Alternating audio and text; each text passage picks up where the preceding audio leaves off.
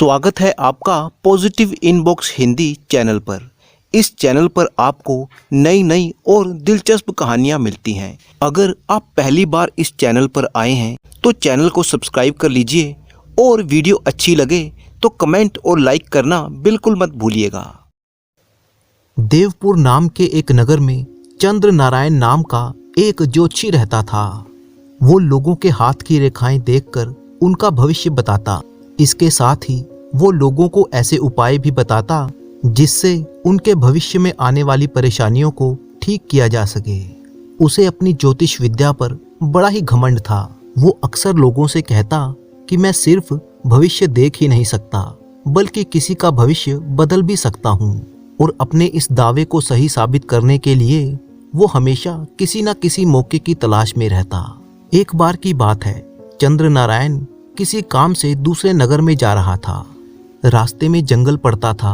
जब वो उस जंगल को पार कर रहा था तो उसने देखा कि एक बहुत ही गरीब आदमी एक पेड़ के नीचे बैठा हुआ था। चंद्र नारायण के मन में आया कि क्यों ना इस आदमी की हाथ की रेखाएं देखकर इसका भाग्य मालूम किया जाए और फिर उसके बाद इसके भाग्य को बदलने की कोशिश की जाए।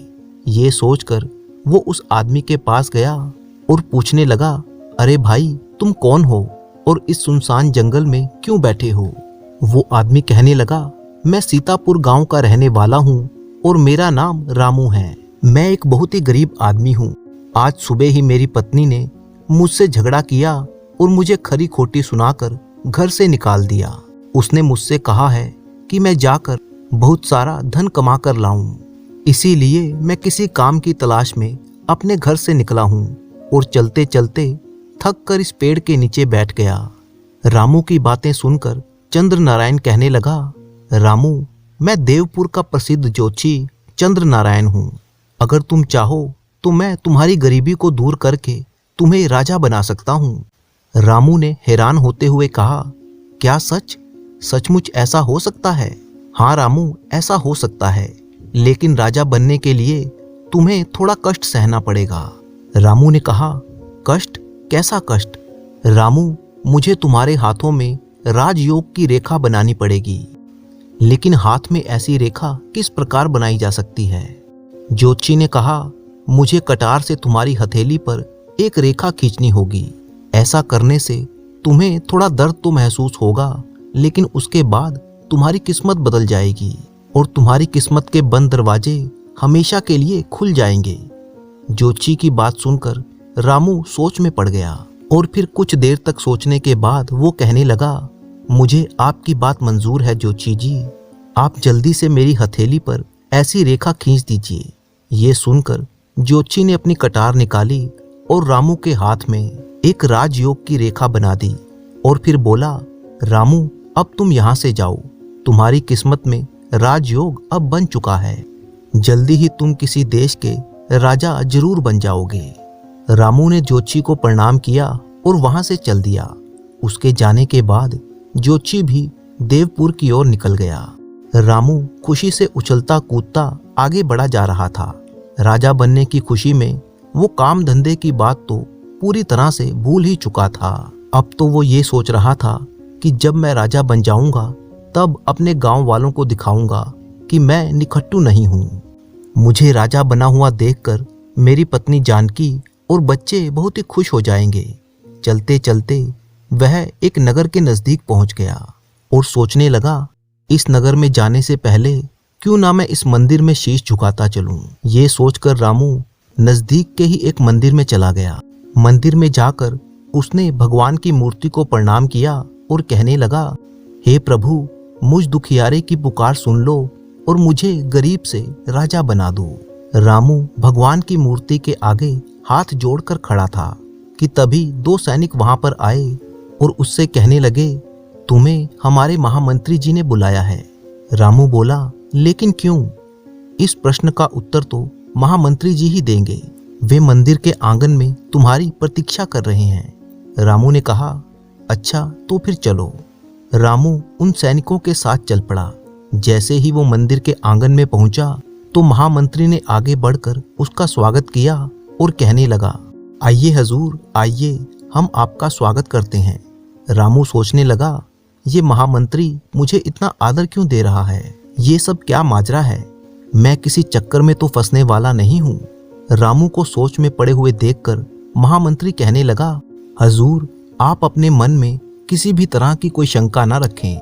हम तो आपको एक बहुत ही ऊंचे ओहदे पर बिठाने वाले हैं। रामू बोला, ऊंचा ओहदा? वो कौन सा? महामंत्री ने कहा, हाँ हजूर, आज से आप दौलतपुर राज्य के नए राजा होंगे। ये सुनकर रामू हैरान रह गया और बोला, राजा और मैं? ये मैं क्या सुन रहा हूँ? कहीं मैं खुली आंखों से कोई सपना तो नहीं देख रहा? नहीं हजूर, ये सपना नहीं बल्कि बिल्कुल सच है। आज सुबह की ही बात है। दौलतपुर राज्य में हमारे महाराज दौलत सिंह की मृत्यु हो चुकी है। उनके कोई औलाद नहीं थी, इसीलिए इस राज्य के रिवाज के अनुसार राजा की मृत्यु के दिन जो भी परदेसी सबसे पहले इस मंदिर में शीश झुकाता है वही राजा बनता है। और आप पहले परदेसी हैं जिसने हमारी इस प्रथा को पूरा किया है, इसीलिए आज से आप हमारे राजा हैं। रामू मन ही मन में सोचने लगा, ज्योतिष ने मेरे हाथ में जो रेखा बनाई थी उसने इतनी जल्दी अपना कमाल दिखा दिया। मैं तो सचमुच राजा बन गया। तभी महामंत्री ने उसे झकझोरते हुए कहा, हजूर, आप किस सोच में डूब गए? सोच विचार छोड़िए और हमारे साथ महल में चलिए। वहां पर आपका आज ही राज तिलक किया जाएगा। रामू ने खुश होते हुए कहा, हाँ हाँ मंत्री जी, जल्दी चलिए। और फिर मंत्री आदर सहित रामू को राजमहल में ले जाता है। वहां पर रामू का राज तिलक किया गया। महामंत्री ने सभी को बताया, नगरवासियों, आज से राजा रामेश्वर सिंह हमारे नए राजा हैं। सभी नगरवासी राजा की जय जयकार करने लगे। भाग्य बदलते ही रामू अब राजा बन चुका था। साथ ही साथ वो रामू से अब रामेश्वर सिंह हो गया था। दूसरी तरफ रामू की पत्नी जानकी ये सोच रही थी, क्या बात है, बच्चों के बापू आज दोपहर से ही गए हैं, अब तक घर वापस क्यों नहीं लौटे? दोपहर में मैंने गुस्से में आकर उन्हें काफी कुछ उल्टा सीधा कह दिया था। कहीं मुझसे नाराज होकर वो कहीं चले तो नहीं गए? जब काफी देर हो गई और रामू अपने घर में वापस नहीं लौटा तो जानकी परेशान हो उठी और कहने लगी, हे भगवान, अब मैं उन्हें कहाँ पर ढूंढूं? सारे गांव वालों से उनके बारे में पूछताछ कर चुकी हूँ, पर उनका कोई पता ही नहीं चल रहा। गांव वालों का कहना है कि उन्होंने दोपहर को उन्हें गांव से बाहर जाते हुए देखा था। वो कहाँ गए होंगे? उधर दूसरी तरफ रामू जो राजा बन चुका था सोच रहा था, भगवान, जैसे मेरे दिन फिरे हैं वैसे सबके दिन फिरे। अब तो मैं इस राज्य का राजा बनकर यहाँ पर राज करूँगा और अपने गांव कभी वापस नहीं जाऊँगा। कल ही मैं सैनिकों को भेजकर जानकी और बच्चों को भी यहाँ पर बुलवा लूँगा। वे तीनों मुझे राजा बना हुआ देखकर बहुत खुश हो जाएंगे। लेकिन तभी उसके मन में दूसरा विचार ये आया, अगर जानकी और बच्चों को बुलवाऊंगा तो उन्हें देखकर यहाँ के लोगों को मालूम पड़ जाएगा कि मैं असल में बहुत ही गरीब परिवार से हूँ। नहीं, मैं उन्हें यहाँ पर नहीं बुलवाऊंगा और अपना पता भी उन्हें नहीं दूंगा। जानकी ने मेरे ही घर से मुझे निकाल दिया और मेरा कितना अपमान किया था। वो मेरी पत्नी बनने के लायक ही नहीं है। अब तो मैं राजा बन गया हूँ, अब तो मैं किसी देश की राजकुमारी से विवाह करूंगा। ये सोचकर रामू ने अपनी आंखें मूंद ली और फिर चैन की नींद सो गया। दूसरे दिन उसने अपने महामंत्री को आदेश दिया, महामंत्री जी, हम देवपुर के ज्योतिषी चंद्र नारायण को यहाँ पर बुलवाना चाहते हैं। जो आज्ञा महाराज। प्रधानमंत्री ने तुरंत ही एक सैनिक को आदेश दिया कि वो देवपुर के लिए रवाना हो जाए। वो सैनिक देवपुर पहुंचकर ज्योतिषी चंद्र नारायण को मिला और कहने लगा, ज्योतिषी जी, आपको दौलतपुर के राजा रामेश्वर सिंह ने बुलवाया है। मुझे आदेश दिया है कि मैं आपको अपने साथ लेकर दौलतपुर वापस आऊं। ज्योतिषी सोचने लगा, दौलतपुर के राजा ने मुझे याद किया है, लेकिन मैं तो उन्हें जानता तक नहीं। फिर उन्होंने मुझे क्यों बुलवाया है? कहीं ऐसा तो नहीं कि मेरी ज्योतिष विद्या की कीर्ति उन तक भी पहुंच गई है और वो अपना हाथ दिखाकर अपना भविष्य जानना चाहते हूँ। चंद्र नारायण, ये मौका हाथ से निकल ना जाए और तुझे इसे खुशी से स्वीकार कर लेना चाहिए। ये सोचकर वो कहने लगा, ठीक है, मैं अभी तुम्हारे साथ चलने को तैयार हूँ। और फिर सैनिक ज्योतिषी को लेकर राजा रामेश्वर सिंह के सामने पहुंचा। जब ज्योतिषी वहां पर पहुंचा तो उसने रामू को देखते ही कहा, अरे रामू तुम। तब रामू ने कहा, धीरे बोलिए ज्योतिषी जी, अब मैं रामू नहीं बल्कि राजा रामेश्वर सिंह हूँ। ज्योतिषी बोला, तुम इतनी जल्दी राजा बन जाओगे ये तो कभी मैंने सपने में भी नहीं सोचा था। राजा बोला, ज्योतिषी जी ये तो सब आपकी कृपा का फल है। अगर आपने मेरे हाथ में कटार से वो रेखा नहीं बनाई होती तो आज मेरा भाग्य नहीं बदलता। चंद्र नारायण जी, आपके कारण ही मैं राजा बना हूँ, इसीलिए मैं इनाम के तौर पर आपको हीरे जवाहरातों से लदे हुए 5 हाथी देना चाहता हूँ और इसके साथ ही 10,000 सोने की अशर्फियाँ आपको इनाम में देने की घोषणा करता हूँ। इनाम की बात सुनकर ज्योतिषी बहुत ही खुश हो गया और कहने लगा, धन्यवाद महाराज, मैं आपकी ये भेंट स्वीकार करता हूँ। इसके बाद राजा कहने लगा, ज्योतिषी जी आप समय समय पर हमसे मिलते रहिएगा, आपसे मिलकर हमें बहुत खुशी होगी। ज्योतिषी बोला, जैसी आपकी आज्ञा महाराज। और फिर राजा को प्रणाम करके ज्योतिषी इनाम लेकर वापस अपने नगर लौट गया। ज्योतिषी के जाने के बाद रामू मन ही मन सोचने लगा, अब मैं इस देश का राजा बन गया हूँ, इसीलिए मुझे कोई ऐसा कार्य करना चाहिए जिससे दौलतपुर की सारी प्रजा पर मेरी धाक जम जाए। क्यों ना मैं पड़ोसी राजा पर आक्रमण करके उसे हरा दूं और उसके राज्य को अपने राज्य में मिला लूं। ऐसा करने से मेरा राज्य और भी बड़ा हो जाएगा, लोग मेरी और भी वाहवाही करेंगे। ये विचार करके उसने महामंत्री को अपने पास बुलाया और कहने लगा, महामंत्री जी हमारे राज्य का सबसे नजदीक का पड़ोसी राज्य कौन सा है और वहाँ का राजा कौन है? महामंत्री बोला, महाराज हमारे राज्य की सीमा से लगा हुआ सबसे नजदीक का राज्य विजयपुर है और वहाँ पर राजा सुदर्शन का राज है। ये सुनकर रामू कहने लगा, महामंत्री जी सेना को तुरंत युद्ध पर जाने का आदेश दीजिए, हम आज ही युद्ध के लिए कूच करेंगे। महामंत्री ने चौंकते हुए पूछा, युद्ध? महाराज आप किससे युद्ध करना चाहते हैं? हमारी तो किसी राजा से कोई दुश्मनी नहीं है, राजा सुदर्शन के साथ तो हमारे दोस्ताना संबंध हैं। आपसे पहले वाले महाराज दौलत सिंह की तो उनके साथ बहुत अच्छी दोस्ती थी। ये सुनकर रामू भड़क उठा और कहने लगा, महामंत्री जी मैंने आपको यहाँ इसलिए नहीं बुलाया कि आप हमें उपदेश दें, राजा आप हैं या हम? महाराज राजा तो आप ही हैं और आप ही रहेंगे, लेकिन मेरी आपसे हाथ जोड़कर ये विनती है कि अभी आप राजनीति में नए हैं, इसलिए राजा सुदर्शन पर आक्रमण करने जैसे गलत निर्णय ना लें। एक बार इस बारे में अच्छी तरह से फिर से विचार कर लीजिए।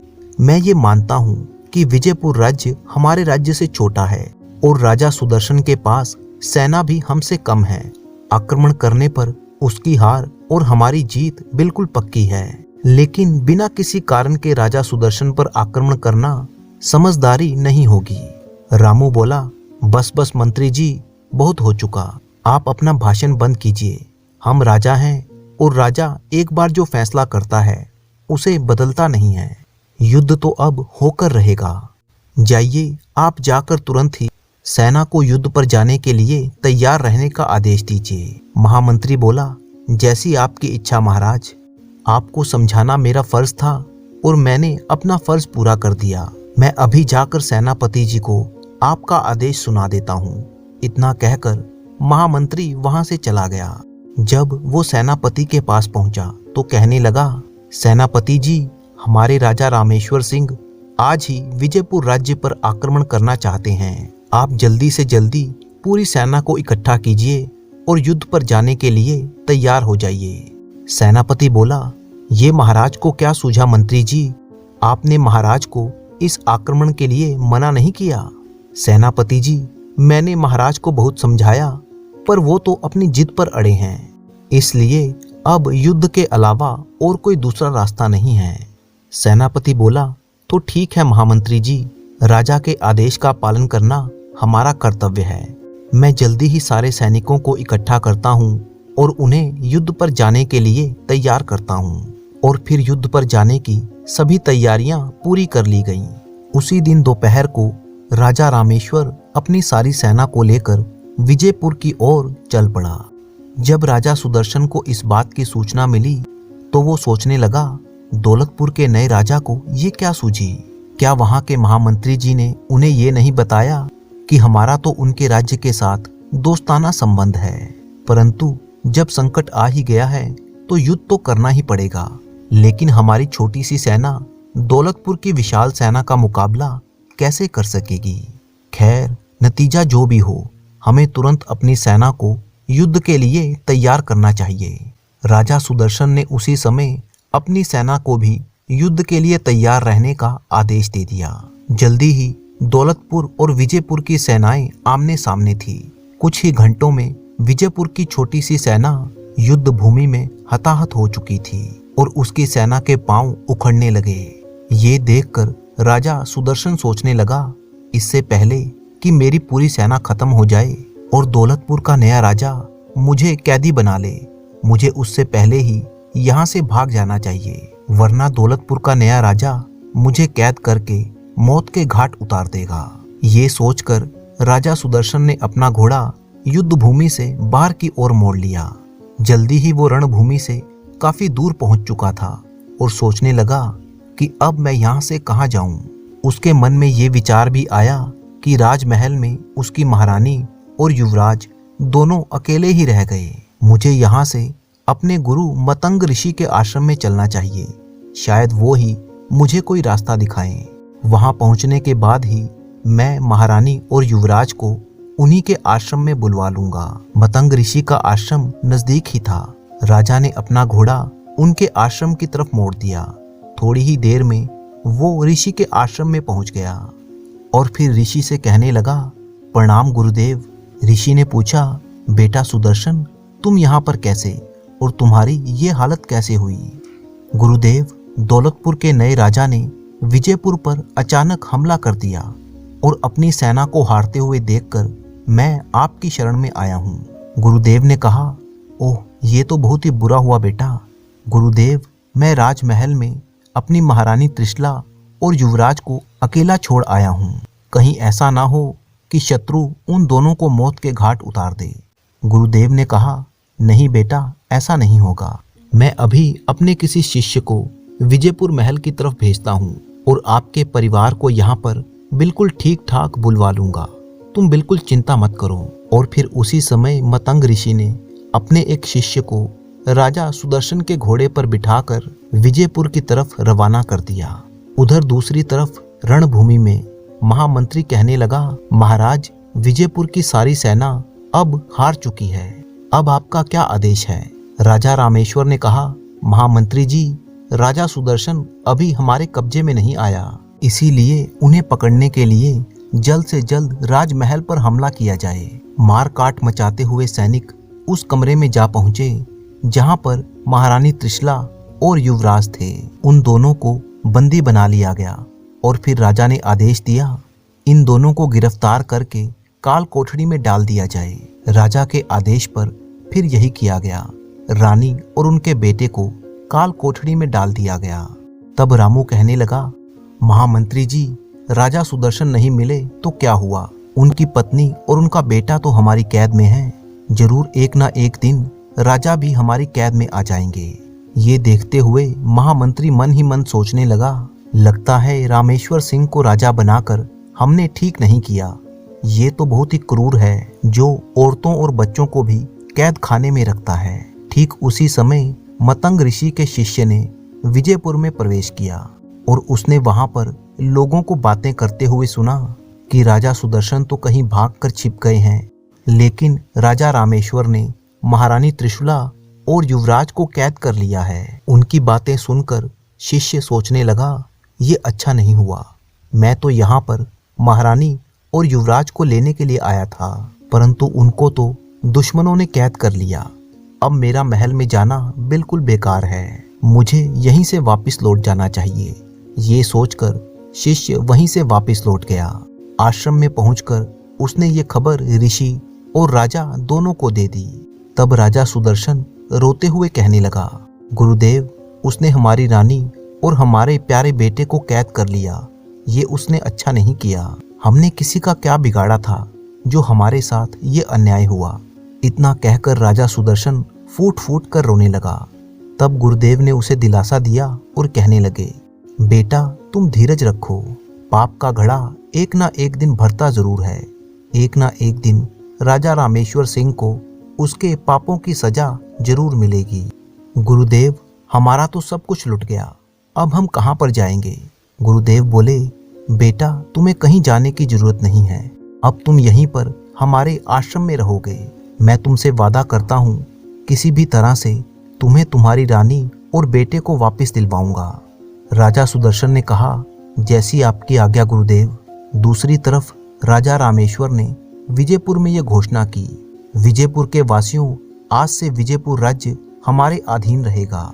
आज से इस राज्य पर मेरा ही हुक्म चलेगा। ये सुनकर विजयपुर के निवासी काफी डर गए। विजयपुर में ये घोषणा करते ही राजा रामेश्वर दौलतपुर वापस लौट आया। धीरे धीरे इस घटना को बीते हुए 5 दिन हो चुके थे। 5वें दिन महामंत्री राजा से कहने लगे, हजूर हमारे यहाँ पर रिवाज है कि जब भी इस देश का कोई नया राजा बनता है तो वो सबसे पहले जंगल में शिकार करने के लिए जाता है और इस शिकार पर राजा को बिल्कुल अकेले ही जाना होता है। महामंत्री जी, अगर ऐसी बात थी तो आपने पहले मुझे क्यों नहीं बताया? राजा बनते ही मैं सबसे पहले यही काम करता। महाराज, आपने इस बात को बताने का मौका ही कहाँ दिया था? राजा बनते ही आप तो विजयपुर पर हमला करने के लिए चल दिए थे। तब रामेश्वर सिंह बोला, खैर कोई बात नहीं महामंत्री जी, तब ना सही तो हम अब शिकार के लिए जंगल में चले जाते हैं। और फिर रामू उसी समय घोड़े पर सवार होकर शिकार करने के लिए जंगल की तरफ चला गया।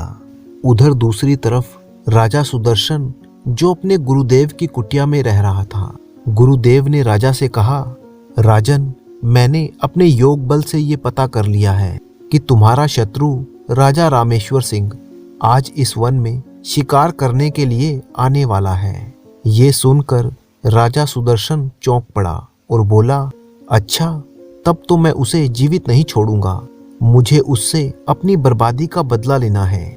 राजन, तुम क्रोध में मत आओ, अगर तुम अपने हाथों से राजा रामेश्वर सिंह की हत्या करोगे तो अवश्य ही तुम्हें नर हत्या का पाप लगेगा। तुम राजा रामेश्वर सिंह से बदला अवश्य लो, लेकिन इस तरह से लो कि सांप भी मर जाए और लाठी भी ना टूटे। राजा ने कहा, ऋषिवर, मैं आपकी बात नहीं समझा। राजन, मैं जो तुमसे कहता हूँ उसे ध्यान से सुनो। राजा रामेश्वर एक हिरन का पीछा करते हुए हमारी कुटिया तक आएगा और वो हिरन जब यहाँ पर पहुँचेगा ठीक उसी समय तुम्हें रामेश्वर सिंह से मिलना है। और इस प्रकार गुरुदेव राजा सुदर्शन को अपनी योजना समझाने लगे। पूरी योजना सुनने के बाद राजा ने कहा, गुरुदेव, आपकी योजना तो बहुत अच्छी है। इस योजना का प्रयोग करके मैं बिना मतलब के रक्तपात से भी बच जाऊंगा। अब मैं आपके कहने के अनुसार ही चलूंगा गुरुदेव। गुरुदेव ने कहा, तो जाओ, आश्रम के बाहर जाकर रामेश्वर सिंह के आने की प्रतीक्षा करो।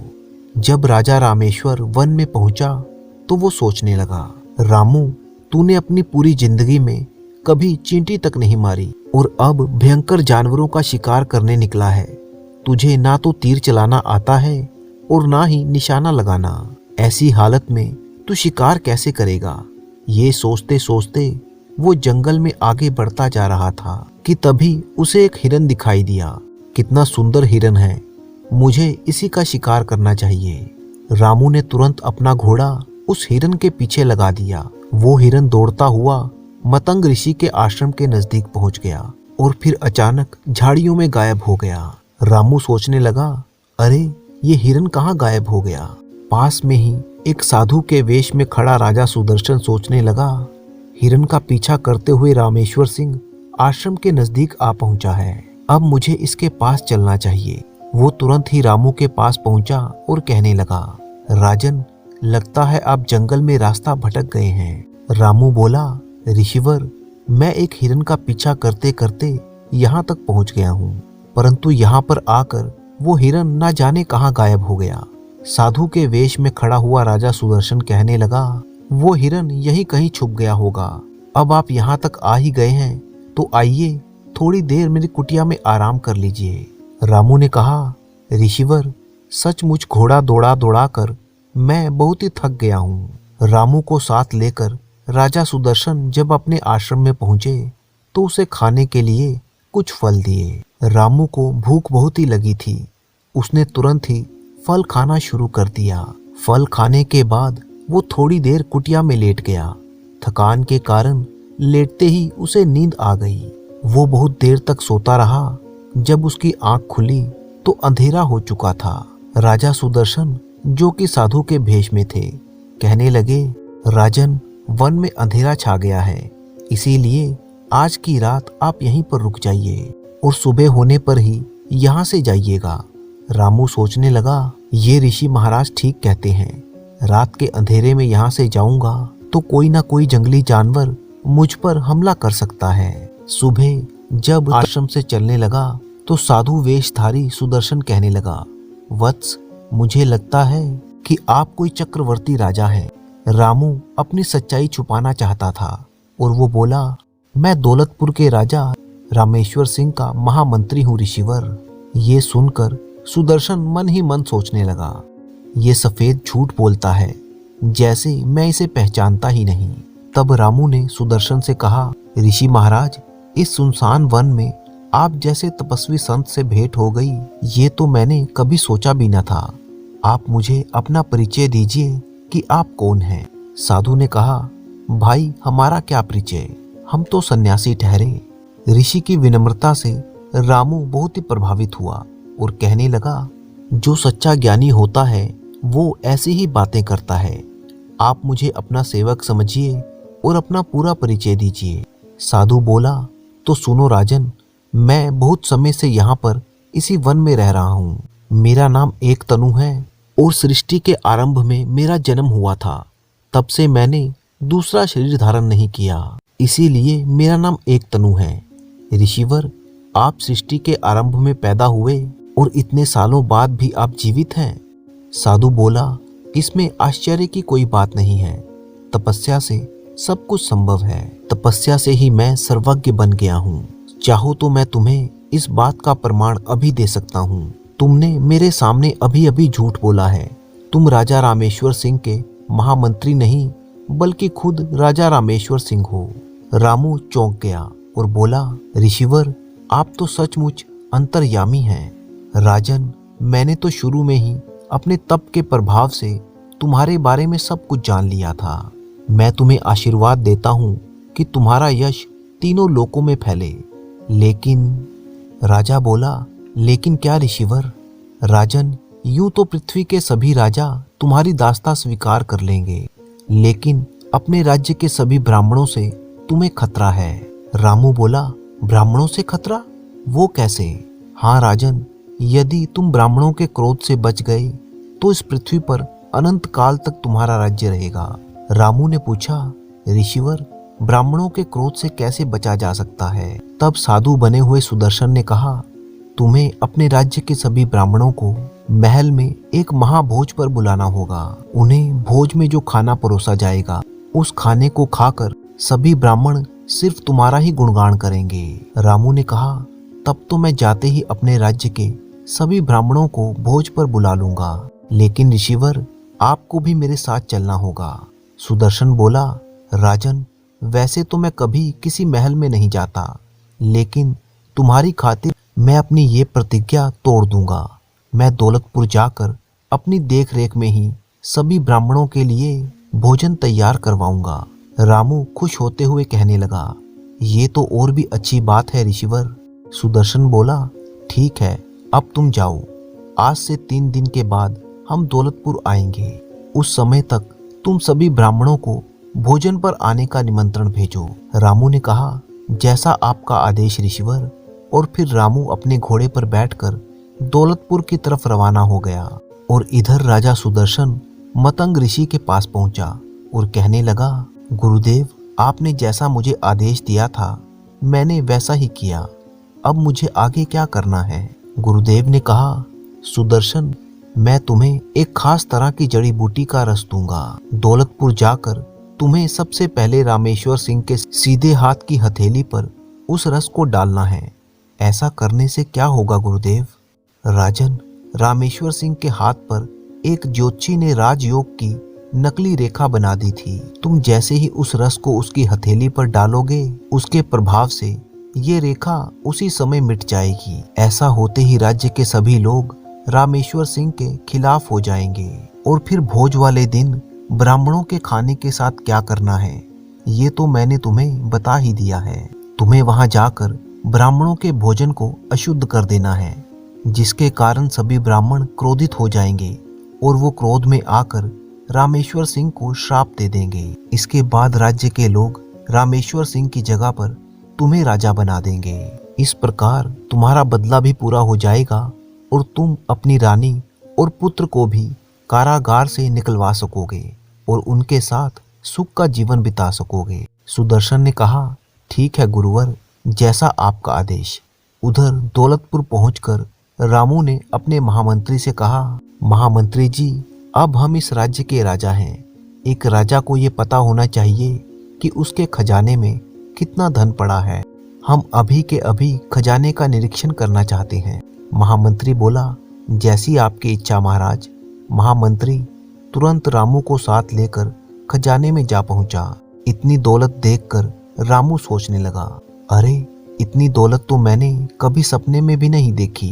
रामू जब खजाने का निरीक्षण कर रहा था कि तभी उसकी नजर वहां पर पड़े हुए कुछ खाली संदूकों पर पड़ी और वो महामंत्री से पूछने लगा, महामंत्री जी, ये संदूक खाली क्यों पड़े हैं? इनका धन कहाँ गया?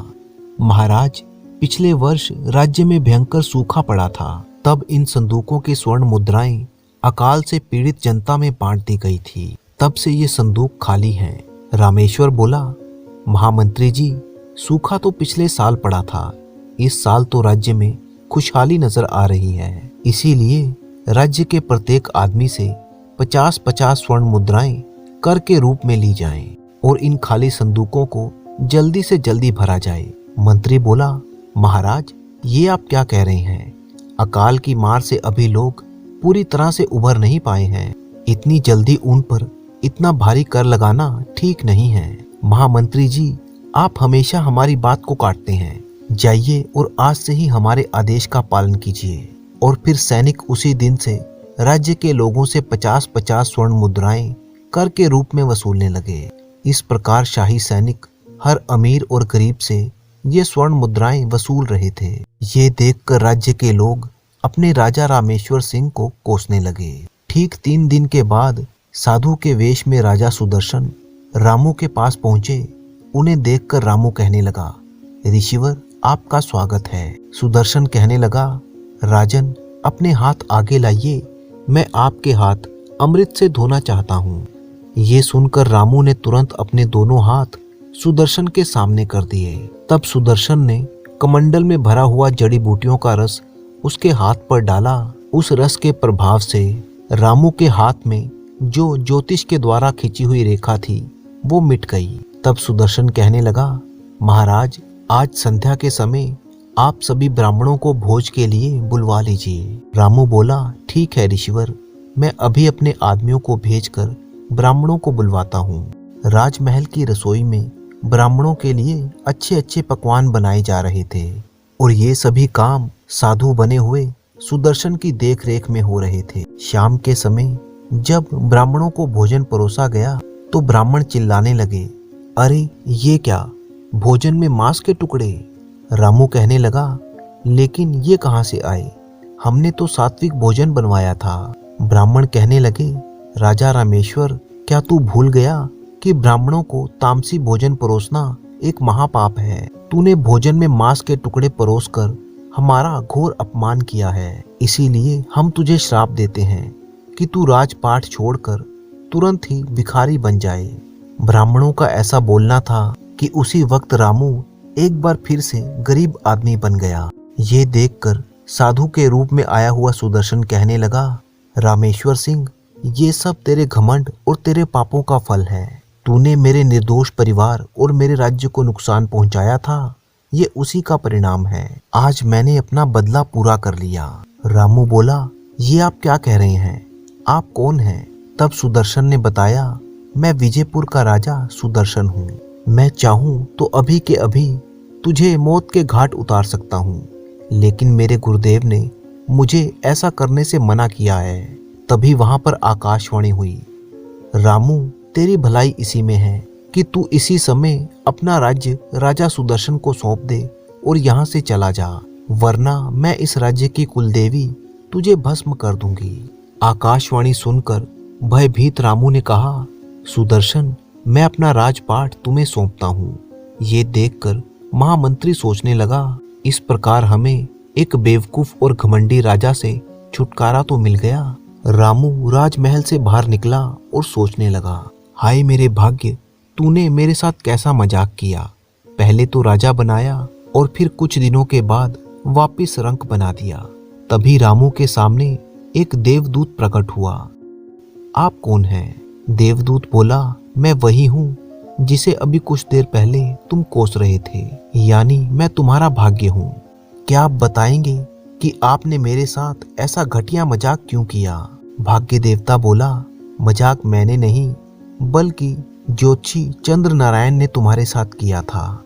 उसने जबरदस्ती एक नकली भाग्य रेखा तुम्हारे हाथ पर बनाई जिससे तुम राजा बन गए, जबकि तुम्हारे भाग्य का फैसला तो मैं करता हूँ। जब तुम्हारे भाग्य में राजा बनना था ही नहीं तो भला ज्योतिषी तुम्हारा भाग्य कैसे बदल सकता था? ये सुनकर रामू का चेहरा उतर गया और फिर भाग्य देवता और रामू दोनों देवपुर के ज्योतिषी चंद्र नारायण के पास चल पड़े। ज्योतिषी ने जब रामू को देखा तो कहने लगा, अरे राजा रामेश्वर सिंह, आप इस हालत में?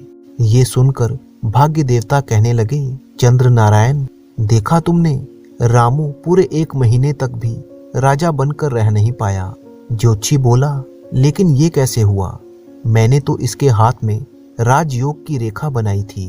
भाग्य देवता ने बताया, जिस प्रकार तुमने रेखा बनाई थी उसी प्रकार वो रेखा मिट भी गई। ये सुनकर ज्योतिषी कहने लगा, भाग्य देवता, मैंने आपके फैसले को बदलने की कोशिश की लेकिन मैं असफल रहा, मुझे माफ कर दीजिए। तब भाग्य देवता ने कहा, चंद्र नारायण तुम एक ज्ञानी आदमी हो, याद रहे कि फिर कभी अपनी विद्या का गलत इस्तेमाल मत करना। और फिर भाग्य देवता ने रामू से कहा, रामू अब तुम यहाँ से अपने घर वापस लौट जाओ, तुम्हारी पत्नी और बच्चे तुम्हारा इंतजार कर रहे हैं। जाओ, मेहनत करो और अपने परिवार का पालन पोषण करो, बस यही तुम्हारे भाग्य में लिखा है। रामू ने भाग्य देवता को हाथ जोड़कर नमस्कार किया। भाग्य देवता वहां से अदृश्य हो गए और फिर रामू अपने घर की तरफ चल पड़ा। तो दोस्तों, मुझे पूरी उम्मीद है कि ये कहानी आपको बहुत ही पसंद आई होगी। तो वीडियो को लाइक कीजिए, चैनल को सब्सक्राइब कीजिए और अपने अच्छे कमेंट करना बिल्कुल मत भूलिएगा। कमेंट में अपने नाम के साथ अपने शहर का नाम भी लिखें। तो मिलते हैं आपसे किसी अगली कहानी में। मैं दिल से धन्यवाद करना चाहता हूँ हमारे कुछ ऐसे दोस्तों का जो हमारी हर वीडियो पर कमेंट करते हैं, और इनके नाम हैं SK गुप्ता बिहार से, हरि किशन हाथरस से,